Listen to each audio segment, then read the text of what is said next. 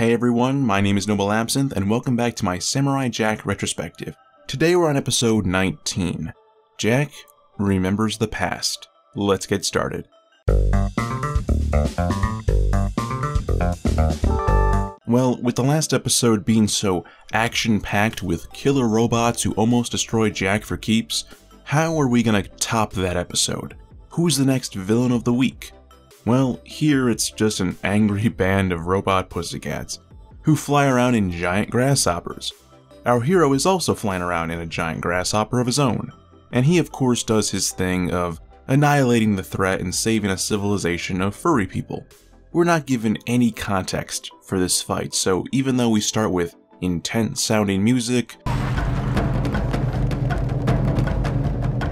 shot composition that is meant to ramp up intensity, you know, like the heavy black bars Samurai Jack loves using, I felt no tension from this scene at all, and you're not really supposed to, I think. Our hero Jack is a badass. It's already been well established. This opening fight is more or less meant to fill the quota for action that is known in Samurai Jack. We then transition to Jack walking through various landscapes until he stops to have a drink. He notices a withered statue next to him. From his expression, you can tell he's intrigued.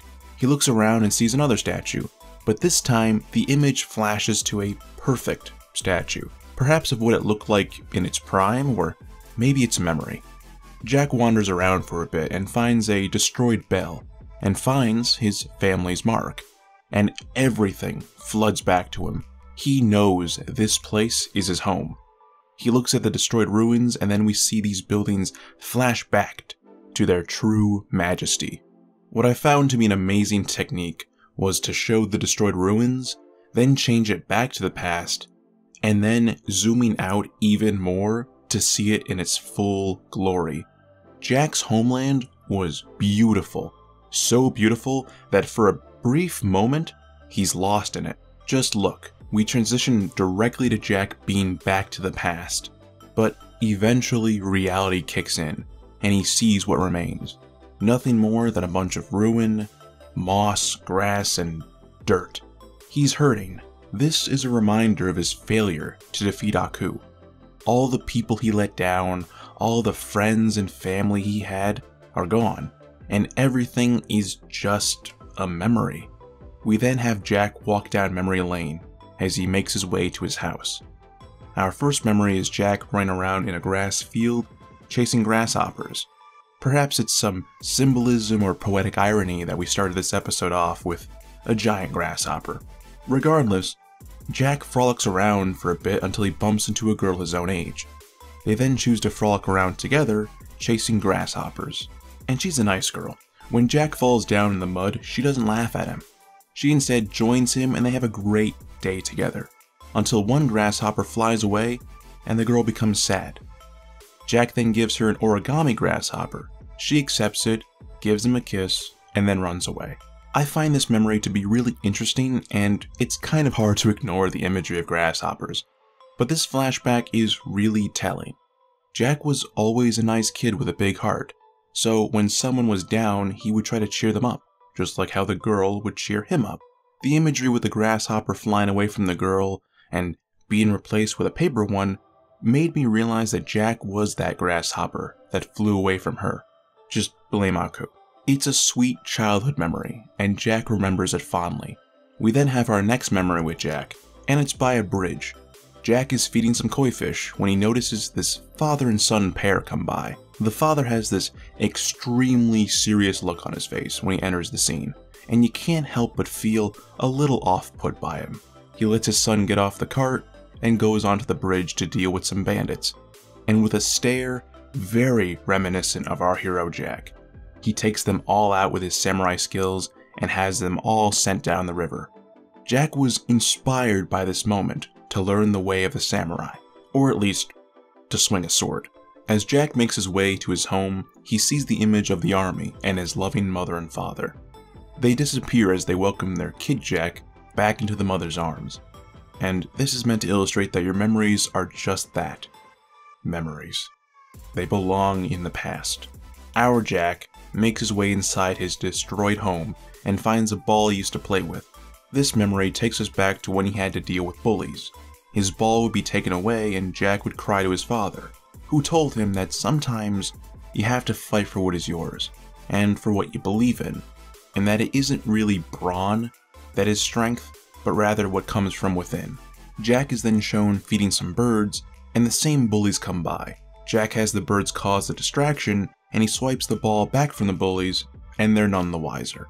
As Jack walks away victorious, his memory is then cut short, and within the same position as Kid Jack, a robot on fire shouts for help, saying that his village is being attacked. Jack keeps the ball in his robe and chooses to help. Our episode ends with Jack living in the present, but with a final shot to his parents, as he can always remember the past. This is a golden episode and one worthy of a top 10 slot in my book. I would like to keep my list, secret until I've finished every episode, but seriously, I think it's undeniable. I love this episode so much because it actually spoke to me on an emotional level. While episodes like the Ultra Robots are awesome because of lore and action, this one was lore and emotion. We got to know Jack's upbringing, who he was, and tidbits of what made him the man he is today. The bookends of this episode have our hero protecting civilization after civilization, both organic and inorganic.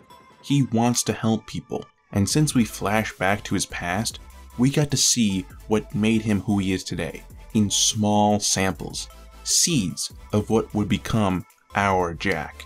From being nice to strangers and making them happy, to his inspiration to be a warrior, and learning what it means to be strong from his father. Our hero and his foundation is rock solid. This episode is meant to illustrate that great memories are just that, memories, and you can always have them in your heart, and nothing can take them away. What's sad with Jack, though, is that remembering where he came from and knowing that he failed hit him really hard, and that to me is real. I mean, compare that to real life. You look back at the past and what you lost, and you become filled with guilt. But our Jack is a true hero, and I think he's the ideal. He decides to move on forward, but in a weird sense, he's moving forward to make it back in time. Nothing more really to say aside from, this was an amazing episode in Samurai Jack. I'm a sucker for lore, and when it's presented in such an emotional way through key flashbacks, it really gets to me. Anyway guys, thank you so much for watching. As always, if you like my voice, please feel free to subscribe and tick that chime next to it to stay updated for future content. Likes and shares are always appreciated, and I do read every comment. Remember, you can always contact me on Twitch and Twitter for suggestions for future content. Thank you again, and I'll see you in the next video. Peace.